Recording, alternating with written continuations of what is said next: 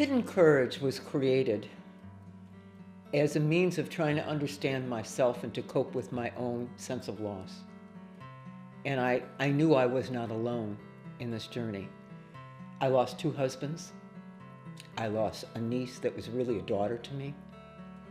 I've had 5 miscarriages, and I've had a lot of animal souls that have gone on. So there's been a lot of death, so to speak, at my door. And I knew I was not alone, because as I got through life and talked to people and understood that everyone goes through their ups and downs, bumps in the road, some are even more horrific than others. But it doesn't make any difference, because the way that we go through loss is the way we go through loss, and everyone's different. But it made me inspired to really create a place where people could come together and talk about their own difficulties and their own journeys of what they were going through, and find solace by sharing with other people, because we're in this together.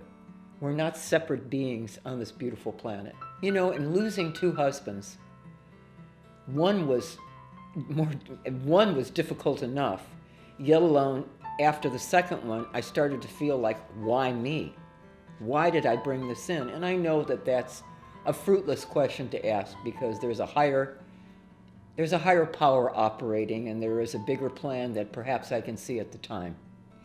But when I lost my first husband, he had been ill for some time, and he'd gone through and survived lung cancer, and then an aorta embolism, and he got through both those life-threatening diseases, coming close to near death twice. But he eventually died of a heart attack, which was actually a kinder way to go at the very end. He was quite a bit older than I was, and it was tough. We had been together 21 years, and I can remember thinking after he passed and some time went by, I remember looking around the house that we shared and actually questioning whether I wanted that painting, or what kind of jam did I want on my toast? What kind of juice did I want to drink? Because we had been so melded together that I couldn't understand where he stopped and I started, or what was mine. And that was the beginning of healing. And when Mac was diagnosed, he was very, very angry. It was unexpected. He was young. He was 63. All of a sudden, he was not feeling well, and he never believed in going to doctors. He was anti-doctors. And finally, when I was able to convince him to go to the doctor and asked if I could join him under duress, because I wanted to make sure that he told the doctor everything, the doctor basically gave him a pass, saying, you seem okay. But it was a superficial visit, because Mac did not have any deeper tests to determine what was caused. He was really fearful of needles, and therefore it kept him away from doctors. 2 years later is when he got seriously ill. He had this nagging pain that somewhere in his groin area something was wrong. They found that he had stage 4 colon cancer. So what we did is proceed on the road of trying. He had surgery. He said he'd never go into the hospital. The fight for living and the fight for life is so strong in all of us that we don't know what we're going to do when the time comes. And he did have surgery, and he was in the hospital, and then he tried a mild form of chemotherapy, and his body just could not tolerate it. So he remained angry because he was young, he was vital, he was not ready to go. And I can understand why someone could be fearful if that was their belief system. I don't have that belief system, and frankly, no one knows when we close our eyes what actually happens. There have been reports, there have been books written, but no one really knows. So why not have an open attitude that something goes on? This is not over, I believe, when we close our eyes. You know, how I applied the questions that I've asked other people in my interviews. What happened? What tools did they use to get through it? And how did their life change as a result? And I reflect on the tools that I used. And And I never thought about it, of course, at the time. But now, since I'm embracing this and learning about it from other people and wanting to share that with this community, I always believed that my faith was very, very strong and was my foundation. And my faith had taken different transitions from those periods in where I was and who I was. Whereas I always believed in a higher power that I choose to call God. And it was always the foundation of my life. And it still is. In fact, it has grown even more dramatically. But when I reflect on Don's death, my first husband's death, I drew friends close to me. That to me was what really helped me through the hardest time.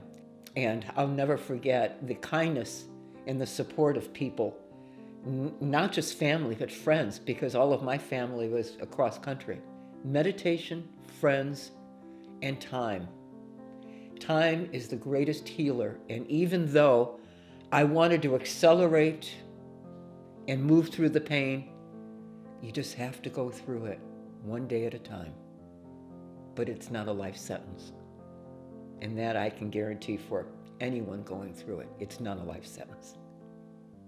When I think back about if there was anything that stood out that strengthened me, I think I've always been a huge animal person. And because I didn't have children, always wanted them, but it wasn't in the cards that I was going to have them, I drew very, very much love and nurturing from animals. Animals have a way of knowing. Like if I would be crying, one of my dogs would come up to me and lick me on the cheek.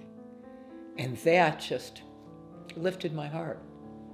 I didn't feel alone. I think the final pain for me, really, really, the biggest heartache was the loss of my dear, precious Susan.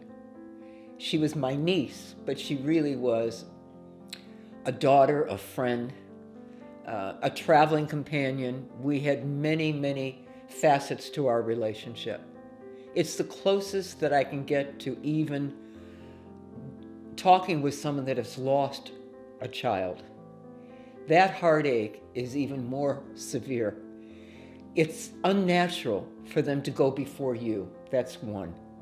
Secondly, she was taken way before her time. She was in her early 50s. And she was such a contributor to this world. She was a doctor. She was a physician. She gave back. It was so senseless, and she went through so much pain that her pain became my pain and her suffering of cancer. What I remember and will treasure that always lives on in my heart was Susan's zest for living, her excitement about, let's climb that mountain, or let's go on that journey, or let's do this, or let's learn Chinese cooking, or let's do whatever. Her zest for living, her excitement, her awe was contagious. Her second quality that remains always with me is her courage, especially during the last 4.5 years of her life, when she fought and struggled so deeply and never complaining and just moving forward, that she gave me strength and people around her strength. If the people that I've interviewed for this initial series of Finding Hidden Courage, the 11 brave souls that each have their own story, or even continuing this and talking to more people, I think the biggest message that I could leave with someone that is going through their dark night of the soul, or their feeling of, do I really want to be here, or this is so painful. This is not going to last for a lifetime. This is going to be, you must go through it to be through it. Because if you don't, there's a book called What's in the Way is the Way. It's, you need to embrace the pain, not wallow in it, but embrace it, to go through it and to know that it will end and the pain won't be there forever. I promise you. And what seems like a lifetime right now will go by, and you will see it for yourself.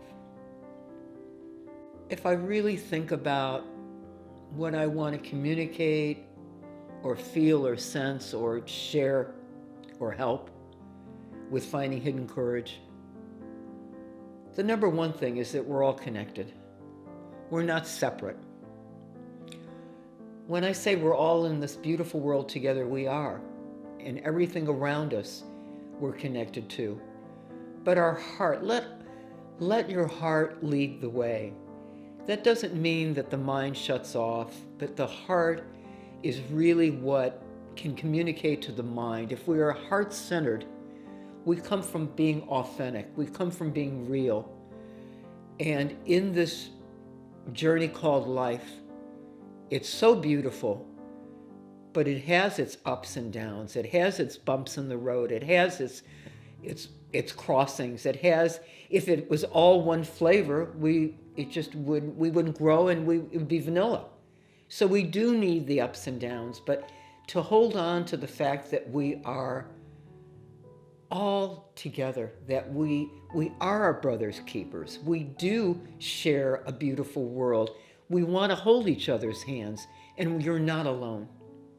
And if you ever feel alone, reach out to there are places that you can call.